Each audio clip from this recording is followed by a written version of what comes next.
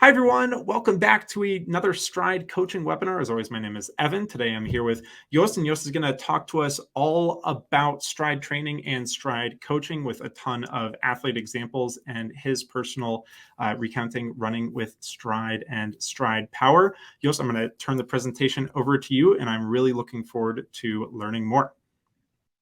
Thank you, Evan. Like said, my name is Hollander. I live in the south of Holland. I'm running already since 1996, about 25 years now, and I'm a licensed level 4 trainer for the Dutch Athletics Association. We started in 2010 with recreational runners, and then in 2050 I moved over to the competition athletes. I'm the club trainer for the local athletics club here in Goes. That is the place where I live, and I coach about 60 athletes. I'm also a personal user of the Stryd since 2018, and since last year I'm also training other athletes using the Stryd device. So if you look at the principles I'm using in my training, that those are let's say the familiar principles like progressive overload. So increase the loads bit by bit. Take care of the hard and easy. So not too hard trainings at the same time or just after each other, but make sure that you exchange the trainings with easy trainings. The principle of supercompensation, very important. If you start, let's say, doing the triggering your athletes too soon with new trainings, they get into a negative spiral, and you don't want to have that. Specificity, that means that you give the trainer to long distance runners or to short distance runners or whatever. So it needs to be specific for the athletes that you're working with. Periodization.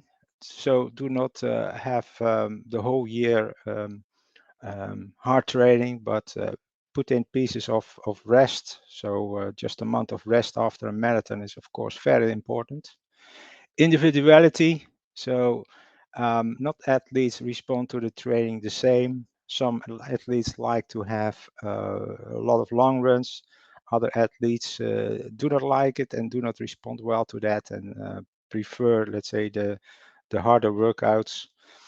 And of course, variation is important because you don't want to have your athletes getting bored.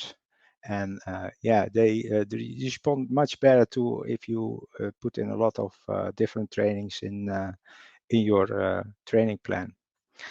And yeah, in order to prepare a good training plan, you need to understand this training principle. Otherwise, yeah, you don't have success. How do I provide my power-based trainings to my athletes? Normally, I use an intake form with about 25 questions. And apart from that, I'm doing a CP test with them just to see what their critical power is at that moment. And you know, critical power is the foundation to write your training plans for your athletes. After that, I start preparing the trainings. I use an app for that called Final Search, and hopefully in the future we will use the Power Center functionality for that. Final Search uses also the Stryd Power Zones. You can choose any way of power zones if you want. I know that Steve Palladino has also his own principles for power zones. For now, I'm using the Stryd power zones as they are defined in the Stryd app. When I have prepared the training, I push them to the Garmin agenda of the athlete just by this button in the screen, and then it will be available in the Stryd Power Center and also directly on the watch. So that is the very handy feature of this to send the workout directly to the watch of the athlete who just has to execute the training. And then after the workout, the athlete synchronizes his watch with Power Center, with Garmin actually in the background as well. And then I am able to see the exact details, the data of the training. How did the athlete perform? Did he run into the right training zones? Is then I also check, of course, if the running stress balance is still okay. And what I find most important is actually the athletes' feedback themselves. How did you feel during the training? How did you perceive the training? So I'm using, let's say, the athletes' feedback in Final Search to have that. And this will be and that's what Evan promised me, is also a feature that will be available in the future as well for Stryd. And of course, some remarks and eventually also some pain reports of the athletes.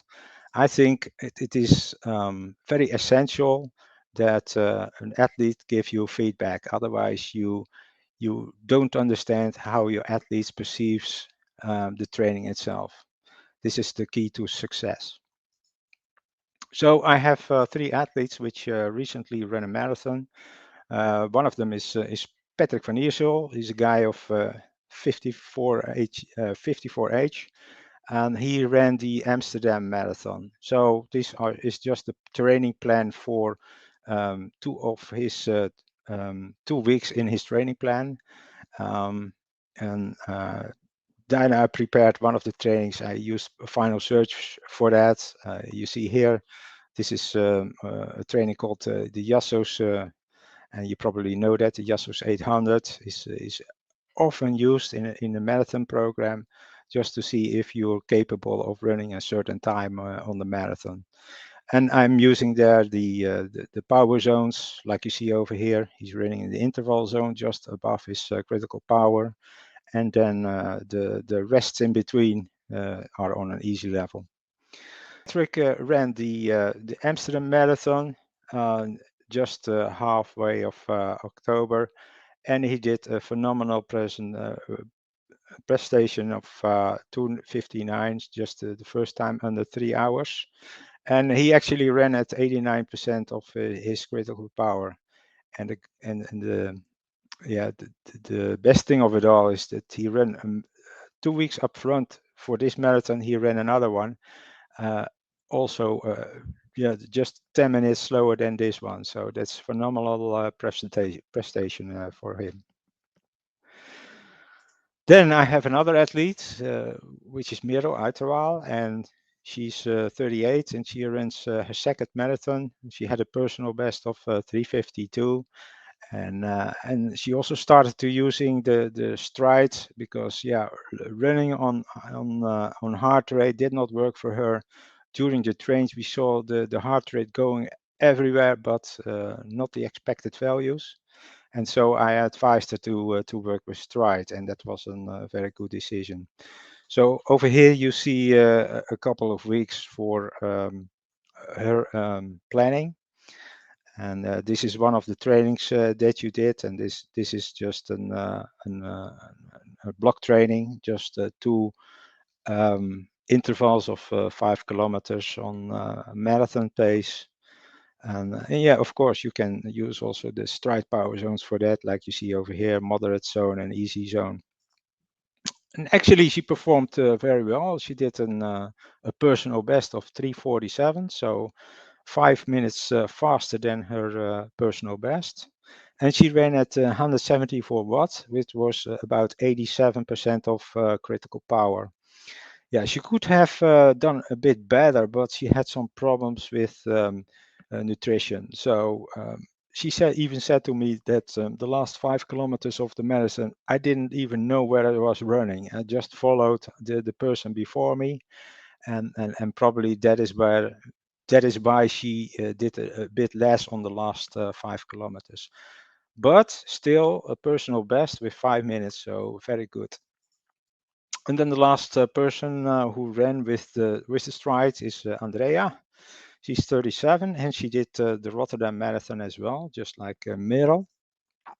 Um, um, Andrea was going to run a New York City Marathon, but she got the message just 1 week before the Rotterdam Marathon that she could not travel to the USA because of the limitations with Corona. So she was very disappointed. So I told her, why don't you do another marathon here in the Netherlands? And but it's next week. So so she just ran a long run of 28 kilometers the week before. So it's not ideally to do a marathon then the next week. But she did it. She ran her first marathon in 4:18, and this is just an example of how she does a long run in blocks of 4.6 kilometers with just 100 meters faster every 4.6 kilometers, just to get rid of the slow pace. And she did.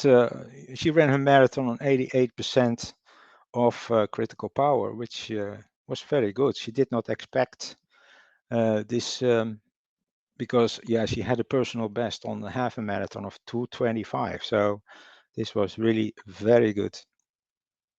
So these are just 3 examples of people I coach through the Stryd.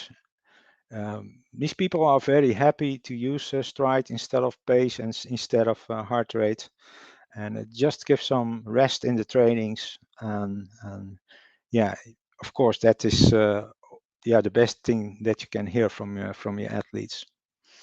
So that's a bit my story about it. I don't know if you have questions. Here are my contact details, so you can always contact me on this email address or through this website over here. And I'll give it back to Evan.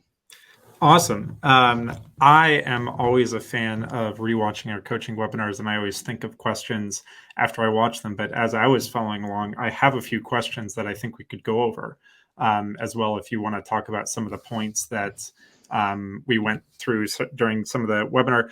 One of the first questions I had was, you mentioned on the initial slide that at any time you have plus or minus about 60 athletes. Is that correct? Yeah, those are that is the size of the group I train on the track every Tuesday. Okay. But it's not the number of athletes I train using, let's say, these apps. Sure. I have about 7 people that use the Stryd now, but in total I have about 30 athletes. Very nice. What do you do, or what are some strategies that you have found helpful through your personal practice to manage communication for athletes that have either a varying background, or you have, like your third example was an athlete that has a race they thought they were going to do and they have travel already, and then they find out at the last minute, hey, we need to switch this, and you kind of have to switch your focus all of a sudden. What are some maybe a strategy you could think of that you've implemented in your coaching practice over time to help with communication with that many athletes? Yeah, I think that goes very, very smooth. Most of the time I use final search feedback I get from my athletes, and then I react on that using some sentences, or you can do this better, you can do that better. But apart from that, I'm also using apps like texting and like WhatsApp, that we use a lot, of course, here in the Netherlands, to contact the athlete directly. And usually I'm available. I would not say 24/7, but at least 12 hours per day they can contact me, and they can put something in the app, and I will respond to it. So, and that works fine for me and also for the athlete. They really appreciate it. Totally. Second question I had was, you mentioned one of your guiding principles was specificity. And I think that is very different from individualization, which I really like that you made the point there, because specific stuff means that you are targeting something that is specific, either physiologically, race preparation wise. Individualization is different.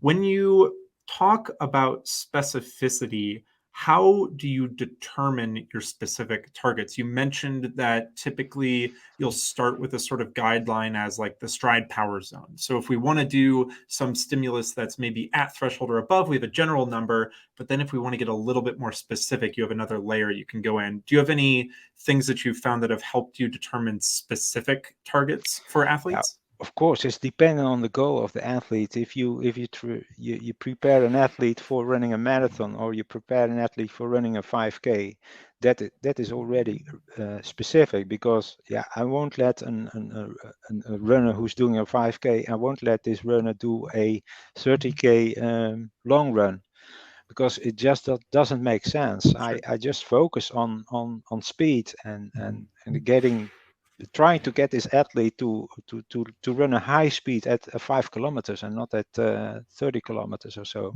Totally.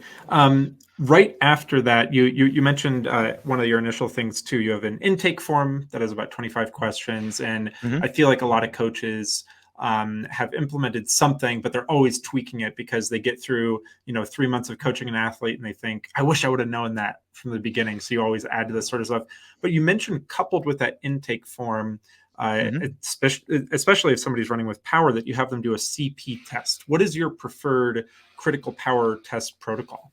I'm usually doing the CP test on the track, Mhm. and you know the number of laps that you need to run. That I believe it's the 3 to 6 Mhm. number. Exactly. I forgot it because it's a bit longer ago. Somewhere around the summer I did the last test, but usually I'm using that CP test Mhm. to determine critical power, and then Mhm. I try to go as soon as possible, of course, to the autocritical power, because yeah, that gives most of the details, and it takes into account all the runs that this runner is doing. Sure. And of course, you have to stimulate the runner as well to do time trials, because Mhm. that is very important for Mhm. the determination of critical power. Have you had any athletes that have given any sort of pushback or sort of intimidation by having to do hard running initially, or having to do testing throughout their training? Because usually runners are very odd. We're all runners. Typically, if you're Hmm. watching this webinar, you're a runner. We plan out races and we get excited for those. But if it's Hmm. like a pop quiz or like a sudden thing, all of a sudden you get a little bit nervous and Yeah. you don't kind of want to do it. Have you found any strategies to convince people that maybe it's more helpful if you know your actual ability at these different things? Have you come across any sort of those strategies? Yeah, of course, I hear a lot from athletes. Oh, interval training, I don't like that, or doing a race and then yeah, doing it as fast as possible. I don't know if I can do that. So I usually try to stimulate athletes a bit, and especially in the interval trainings, Mhm. instead of putting in a training zone, I just say just run 400 meters a bit faster, and Mhm. just uh, do, let's say, a slower run for 200 meters. Do Right. it like that, and then they really start to like it, and they get convinced that, hey, this type of training um, gives me benefits. So Mhm. and that is a bit the way I approach it. So not putting hard times or hard power zones to force your athlete to run in a certain zone, but start it very easily for them, Sure. right? Yeah, totally makes a ton of sense. I find one of the things, since I've started running with power years and years ago, starting working at Stryd, was that I actually get excited for time trials now. And I feel like that's what, like, athletes do. They get excited to try and boost their CP. Like the first thing I did, I ran a 5K last weekend. The first thing I did as soon as I got back to my phone, I was like, I know I bumped up my CP. I got to get my new number. I got to look at that. So I feel like it's a sort Yeah, of progression that people go through. yeah. On the backside of that question too, some athletes, if they have never worked with power before, are hesitant to lean into or adopt a new metric like power because they've been tied to pace. You mentioned one of your athletes had tried using heart rate, but it really wasn't working for them. Have No. you had any sort of moments where it's clicked with an athlete to convince them, power is a better way to go maybe for them instead of sticking to a hardcore pace? Because if we're talking about, Rotterdam or Amsterdam marathons, those courses aren't typically known for being super hilly necessarily, a little bit more flat, maybe some Only open flat. wind stretches. Yeah, exactly. Only a couple of bridges, that's it. Exactly. And so maybe, an athlete says, well, if I'm not training on hills, why do I need power? But have you had any sort of messaging or moments where an athlete has really clicked adopting power a little bit more over pace? Yeah, we don't have the hills here in the Netherlands, but we have a lot of wind, Sure. especially in the part where I live. Hmm. And I just showed them some data of trainings I did, even on the track, where Hmm. in one direction you had the wind in the back, and one direction you had the wind in front of you. And it really makes sense for them that there's a difference between running against the wind or with the wind in the back. And just also an example for this week, one of the athletes I'm training since 2 weeks now, he had to do an 3 times 2K, and it was wind force 6 or 7 bow 4, Hmm. and he did the first one against the wind, and he did about 450 or 5 minutes per kilometer, and Yeah. then in the back he went back 20 to 25 seconds running exactly the same power, Yep. but yeah, 20 to 25 seconds per kilometer faster. So and that convinces the athlete, of course, because Right. they're putting in the same effort with the same number of watts, and but it gives so much rest in the training. You don't need to look at your watch all the time to see, hey, am I running on 455 pace or 430 pace? Is just listen to what your stride is saying, and it begins to shake if it's above or below the limits, and that works just fine. Yeah, absolutely. One sort of tangential question from that as well is you mentioned your first athlete at Amsterdam ran 2 hours, 59 minutes, 11 seconds. Hmm. And the question I had was maybe if this athlete had a goal target in terms of time ahead of time, or they were just pacing by power. For that specific example, did you give them a power target to hit, or were they solely trying to break 3 hours? I try to make him anxious for that to go on 230 Mm, 230 watts, because that was about 88% of sure. his critical power. Mm, And he said, I'm not going to do that. I I just want to run as fast as I can. sure. Just yeah, and he was not really convinced of running on power target, but he just wanted to run below 3 hours. That was Hmm. his big target. Hmm. And but at the end he did, yeah, better than the 230. He did Hmm. 234 watts, so Right. 89% of CP. And yeah, I think the next time he will just yeah yeah go through to this 89% of critical power again, and Hmm. perhaps even more. Yeah. Yeah, for sure. I think it's interesting though because um, if you go to, let's just say, a more hilly course that's not Amsterdam, and you go out with the expectation to try and run 2:59:11, like the exact same pace, you Hmm. you will you will maybe not perform as well because you're trying to overshoot, and then that last 5 kilometers. Yeah. A lot of us have been there in a marathon where the Hmm. last 5 kilometers feels like forever. But when you do incorporate maybe a race where, sure, you hit a goal time, like a sub 3 hour or even a sub 4 hour, sub 5 hour, whatever the athlete is, it's all relative to them. Then they have that power target that they can compare over time. And you had mentioned that this athlete ran a marathon 2 weeks previous as well Yeah. too. So Correct. they had an expectation for how it feels to run 42 kilometers. They have an expectation for how it feels to make it through the whole marathon. Do you incorporate past race results or examples of what power and time relationships look like to help convince an athlete of maybe a power target in the future after they've already performed something? Yeah, I did that in the case of Andrea. She never had run a marathon before, and yeah, we had to get some race data. So I Mm-hmm. used a 10 miles. She did just 2 weeks before for Amsterdam, Mm-hmm. and she did very good on that one. It was about the expectation, Mm-hmm. about 95% of CP, I Mm-hmm. believe it was.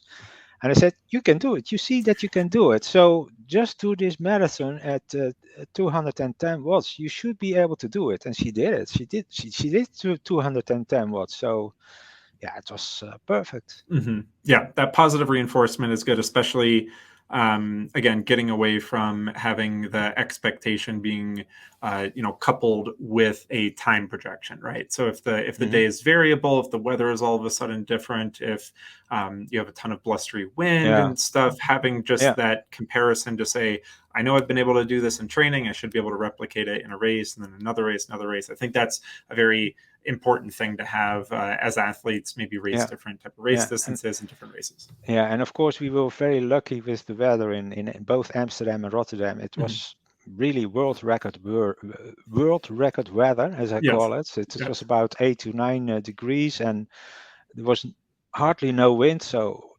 ideal conditions. And Mhm. in Rotterdam, they did a track record about 2:03, I believe. Yes. Very fast. So yeah. Very, very fast. Can you pull up the slide one more time of where people can contact you if they have any questions? Like I mentioned, I am a fan of trying to come up with questions as I watch through these webinars, and I've probably contributed a lot of viewings to all our past webinars as well. But in case anybody wants to contact you just to ask questions. Hmm. Okay. Yeah, this is the page. So Awesome. Amazing. I want to thank you so much for coming on. We really appreciate it.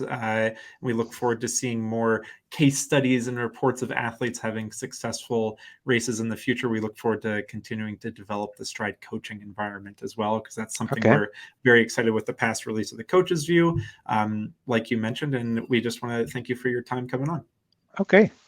Awesome. Welcome. Thank you Okay. so much. Thank you, Evan, and have a nice day. Thanks.